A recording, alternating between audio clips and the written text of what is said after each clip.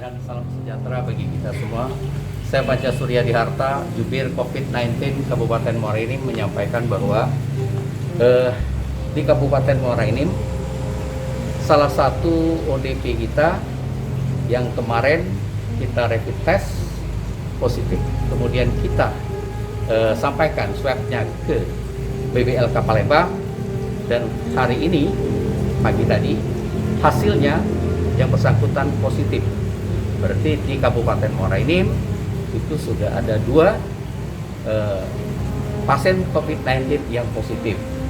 Kemudian terhadap pasien positif ini telah kita lakukan penanganan. Yang bersangkutan kita tempatkan di Rumah Sakit HM Merabain.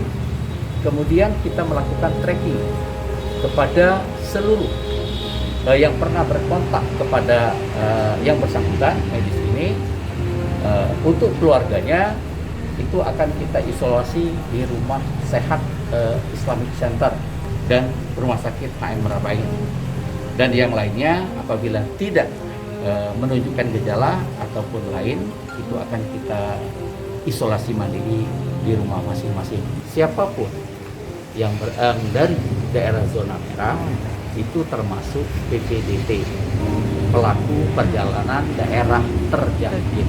Masyarakat Kabupaten Muara Enim untuk jujur dan disiplin dalam menghadapi COVID-19 ini. Ini tidak bisa dilaksanakan oleh gugus tugas sendiri, tapi juga harus dilaksanakan oleh masyarakat.